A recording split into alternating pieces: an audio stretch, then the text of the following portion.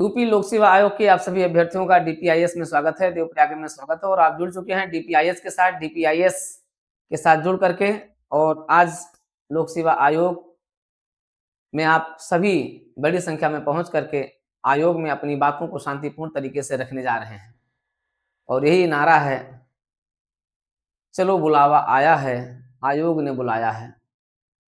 चलो बुलावा आया है, बहुत बड़ा नारा है। जब माँ वैष्णो देवी के दरबार में आप लोग जाते हैं, ये टैग है वहां का, माँ वैष्णो देवी का। वैसे ही आज लोक सेवा आयोग द्वारा लागू किए गए नॉर्मलाइजेशन प्रक्रिया और एक दिवसीय एग्जाम को 2 दिवस में परिवर्तित करने के विरोध में आप सभी छात्र शांतिपूर्ण तरीके से पहुंचने जा रहे हैं आयोग पर, अपनी बातों को एक लोकतांत्रिक तरीके से रखने के लिए। लोकतंत्र में आप सभी को अपनी बातों को अच्छे तरीके से रखने का अधिकार है। लोक सेवा आयोग अभिभावक के रूप में अगर इस बात को स्वीकार कर लेता है तो ये बहुत बड़ी बात होगी और स्वीकार करना चाहिए। तो मित्रों, आप सभी चलिए, लोक सेवा आयोग ने बुलाया है, बुलाया ही है एक तरीके से, नहीं तो इसकी जरूरत ही नहीं पड़ती।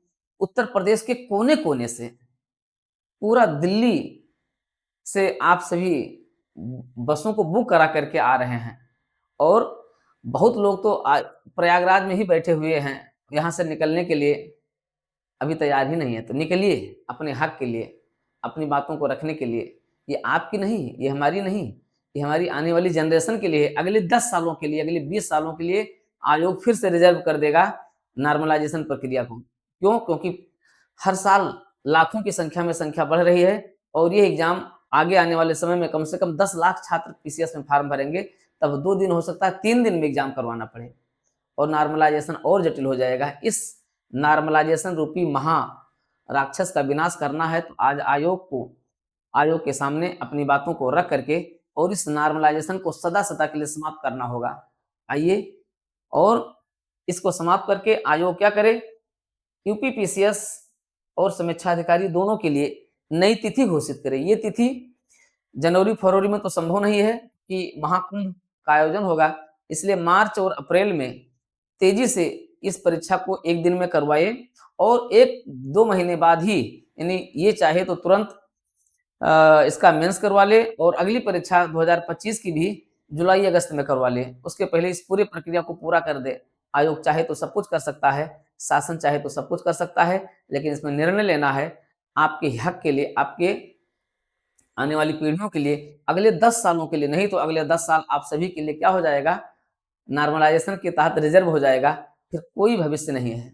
इसलिए आइए और अपने को पहचानिए, अपने भविष्य को पहचानिए। सभी लोग एक रहेंगे, नेक रहेंगे, ठीक है। सभी एक साथ रह करके और क्या करेंगे, इसके साथ मिलेंगे बिना किसी जात धर्म, क्योंकि आप सभी अभ्यर्थियों की ना कोई जात होती है, ना कोई धर्म होता है, ना कोई क्षेत्र होता है। बस क्या होता है कि आप भविष्य के अधिकारी होंगे और उसी अधिकारी के साथ आप सभी को मिलजुल करके और क्या करना है, आज आयोग के समक्ष अपनी बातों को बड़े ही लोकतांत्रिक तरीके से, शांतिपूर्ण तरीके से प्रस्तुत करना है। बस ध्यान ही रखना, किसी भी तरीके से इसमें अराजकता आप लोग ना पैदा करें। अराजक लोगों की यहाँ कोई पहचान नहीं है। अराजक लोगों को इस पूरे महा आंदोलन से दूर रखना है। तो आप सभी से यही आग्रह है कि आप लोग आइए और आयोग तक अपनी लोकतांत्रिक बातों को रखिए, तब तक जब तक कि आयोग हमारी बात को मानने के लिए विवश ना हो जाए, शासन हमारी बात को मानने के लिए विवश ना हो जाए। युवा शक्ति ही क्या है, राष्ट्र की शक्ति है।